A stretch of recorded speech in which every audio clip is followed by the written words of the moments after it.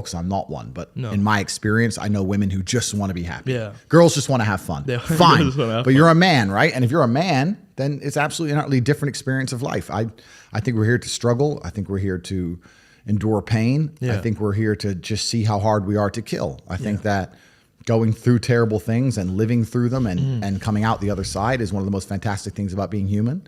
I think that it's almost like once you understand what life is really about, there's no emotion which isn't enjoyable. The only emotional state which can be seen as detrimental is feeling nothing at all. But if you're sitting at home and you're feeling truly heartbroken, at least you're feeling something, right? And I think that's the whole part of being human. I think we're here to struggle. I think we're here to go through pain. That's so I wake up each day and go, what can I attack? What problem can I solve? And look at history. Why did Genghis Khan wake up and want to conquer the whole world? Why did Napoleon conquer the world? Why did Alexander the Great conquer the world? You just wake up and just say, give me this, give me that. I want all of it. I need to, there's an army there. They're really big. We're better. It's intrinsic. Yeah. You need to go and conquer. That's the purpose of life. Yeah, but why do you think that we were created here to do you believe that God created us? So why did God create us to struggle? Like what is it? Because if you don't struggle, you don't learn. Yeah. God created us to learn and understand ourselves and understand other people and understand the world. And what did I say earlier? I said that you don't learn a lesson or you don't appreciate something without pain. So you have to struggle to learn anything. There's only two ways to learn things, the hard way or the harder way. If you're smart, you can learn the hard way. But in my experience, 99% of the planet only learn the hardest possible way. If the lesson's even 85% effective, they'll make the same mistake. It's only when they completely decimate and destroy an element of their life do they sit there and go, oh, oops, now I get it. No. That's how it goes. So let's talk about where you are, Andrew, right now in this moment. You know, what is like going through your head right now? You've been banned off many social medias. You haven't done a podcast in a while. So what's your thoughts as to like what are your plans now, or like what do you feel about what's happened to you, and what's your moves? Or I mean, I don't expect you to reveal them, but what's your plans? Yeah, so the Matrix attacked me. Yeah, they tried to remove me from social media. They've used their bullets. They used their bullets. I'm still all over social media, so they failed. They failed. What's scary about it? The only thing I will say I don't like about being banned is that you get 3 lives when you attack powerful people. They first ban you and try and shut you up. Secondly, they'll put you in jail for something you didn't do. And thirdly, they'll kill you. So I've used my first life, which is kind of upsetting when you know that next is going to be some false charges. The 2 worst ones. And if you survive the false charges, you just die. Jesus. So that's kind of upsetting. But that's kind of upsetting. It is. I like to, it's kind of upsetting. I like to think that people at home know if I ever ended up in a jail cell and the media started printing lie, that they'd know it's a pure lie they made it up. Yeah. But that's kind of scary. Outside of that, the ban in and of itself has not. I don't care, bro. It's made no difference to my life. The only thing Instagram was good for was a bunch of chicks, and that's all. That's the only thing I used it for. And you have them in. I do okay. You know, I don't need it, so I don't care about any of that stuff. Yeah. I do think the social media companies have made a mistake. I think they're now realizing they've made a mistake. Are they contacting you? I can't say what's happening, but I do believe I will be reinstated. However, it's truly not that important at this time.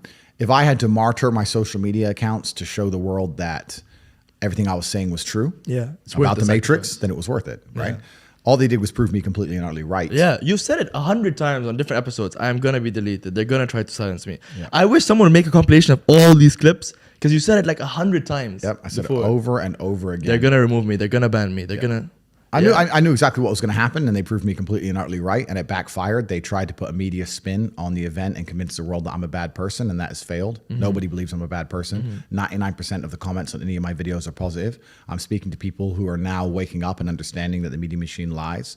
And the only people who truly dislike me are the slave minds. If I ever hear about somebody disliking me, when you ask them why, they don't know. They don't know. Yeah. And that's what's scary. What's scary to me is that there's people out there that have a strong emotional reaction to scenarios, people, or events, and they don't even know why. They just read a headline. But that's the true slave mind. When someone can say a name to you and you're furious and you go, why are you angry? I don't know.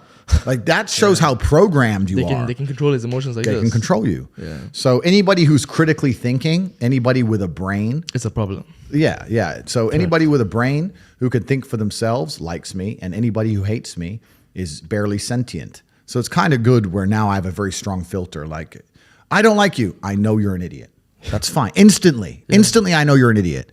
Oh, bro, I love your work. A person who thinks. So it's kind of convenient. It's kind of convenient to instantly filter, my life. But I must have been approached by 100,000 people as I walked the street, and I've never had anybody say anything negative to me on the street ever. Male, female, old, young, never. Everybody, including women, love me. They all say you're saying the truth. You're doing such important work. I've never had anything. I've seen a video. Yeah, a video came out. This woman, she was like, whatever you want to say about Andrew, you can say it.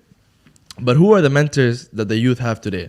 Or is it the rappers that are all on drugs and all like overdosing, which is very tragic? But which mentors do the youth have today that they can look forward to that says, you know what, it's not cool to do drugs. It's not cool to just party. It's cool to work and to sacrifice and to put your goals as number one and actually like, you know what I mean? Like grind towards something, have goals and chase them. But that's done on purpose. Yeah. The mentors, the idols, the icons that they purport to the youth via the Matrix are degenerate. Because they want a degenerate class of semi-miserable, sad people. Yeah. You're never going to be truly happy in your mind if you go against the teachings of God. I don't care how much money you make. If you're a bad person, you're not going to feel happy. I don't care how much money you make. If you snake people or lie to people or do bad to people, you're never going to feel happy true deep in your heart. True in your heart, we're intrinsically designed to do right and do good. And that's something that God gave us. And when you have that, you understand that that's more important than anything else. So these people who are up here promoting degeneracy, saying, take Percocets and bang girls and drink vodka and you're going to be great. I drink. I'm not saying I don't drink, but that's not my message, right? Yeah. And those people are never truly happy, and they're trying to purport that and convince people to do the same, so that the whole populace is never truly happy. And like I said, now we go in circles. We've already discussed why they don't want us to be happy. Exactly, so that's why. Do you think the drinking is like an escape of sorts, or? I love alcohol, right? I drink, right? So I'm a drinker, but it's not my message. I don't sit here on a podcast and say, everyone drink.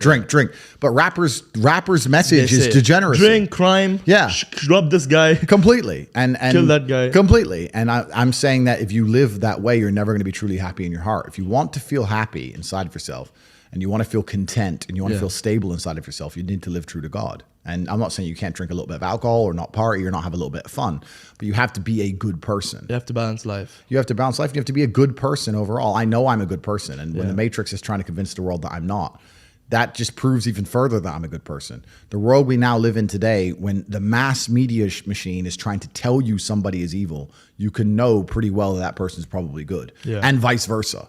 Like, there's a reason they are trying so hard to convince people to ignore their own ears. People listen to my message and go, that's a positive message. And the media machine's going, no, it's not positive. He's bad. They're trying to brainwash you. Yeah. No, honestly, you're right. I'd like to ask you, like right now, in this moment, are you happy? Is this like the happiest moment you've been in your life? Or can you think back to a time where you were like, this is the happiest moment of my life?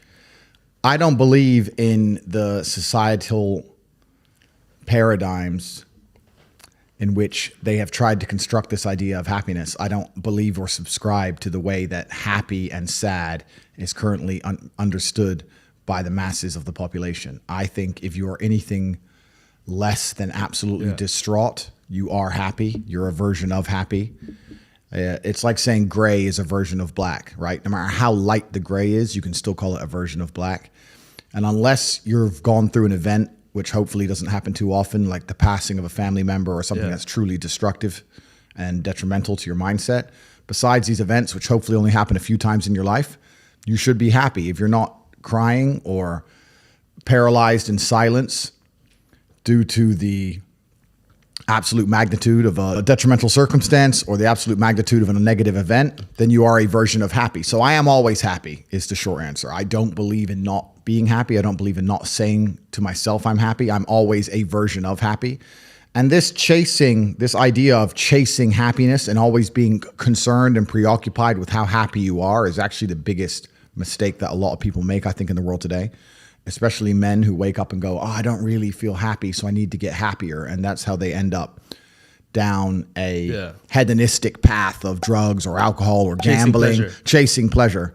I don't care how I feel. I don't care if I feel happy or sad. It doesn't really affect what I do each day. I do the exact same things. I act the exact same way. I don't care.